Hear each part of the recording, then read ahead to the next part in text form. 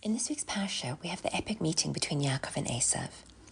Before they meet, Yaakov sends messengers to Esav with the following message: I've sojourned with Lavan. In Hebrew, Lavan Garati. And first Rashi says this means that I didn't become a dignitary but remained a sojourner, so no need to hate me because of the blessing I received, which was be a lord to your brothers. He's saying because it hasn't been fulfilled in me. And then Rashi quotes a famous midrash that the numerical value of Garati, Gimel Resh Taf Yud, is 613. As if to say, I sojourned with Lavan, the evil one, yet I kept the 613 commandments, the 613 mitzvahs, and did not learn from his evil ways. And the Chofetz Chaim was once asked, how could Yaakov make such a bold statement, which sounds, let's face it, very haughty, very arrogant? Here he is, meeting his brother after all these years, and he's saying, you should know I'm a tzaddik. I kept all 613 mitzvahs. Doesn't this smack of gaiva, of haughtiness? And although this wasn't part of the question to the Chofetz Chaim, my question is, here he is trying to appease Esav. Surely he's rubbing Esav's nose in it. Here I was, surrounded by all this evil, and I remained true to the Torah. The implication being that you, Esav, surrounded by Yitzchak and Rivka and all that Kedusha, all that holiness, lost all sense of morality and strayed so far from the Torah.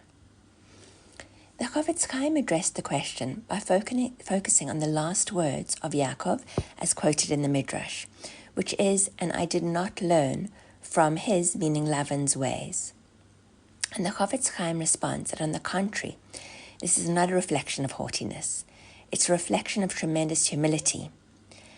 The point Yaakov is making is he was actually feeling, gosh, I didn't achieve what I could have. Because what he was saying is, I saw what it means to have Mesiras Nefesh.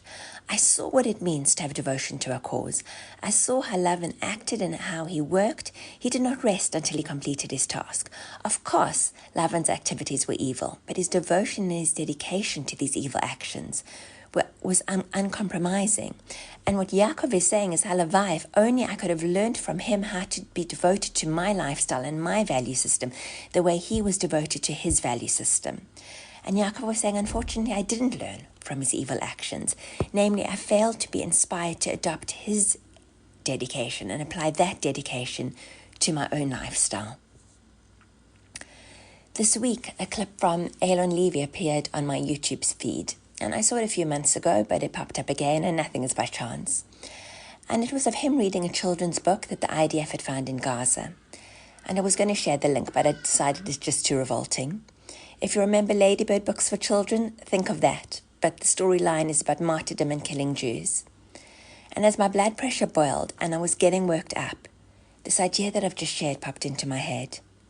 Is there something that I can learn from being so driven to a cause? So driven that you read these gruesome bedtime stories to an innocent 3-year-old? And the answer is yes. To look at what I want to achieve Be'ezras Hashem and implement things that my whole focus is driven towards that. And so I pulled out a piece of paper that I'd written during the Aseret Yemei Tshuva, during the days between Rosh Hashanah and Yom Kippur, of personal goals that I'd wanted to achieve Be'ezras Hashem this year. And I'd even broken them down into smaller points.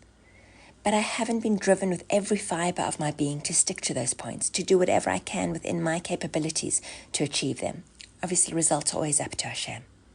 And so I sat down and took one goal and worked out how to incorporate things in different ways throughout my day to achieve it, Be'ezras Hashem.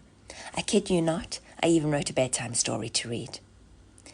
And I share this with you because we are surrounded by so much negativity, and it's so easy just to get sucked into this downward spiral, or our blood pressure going sky high, or getting depressed from what we read or see.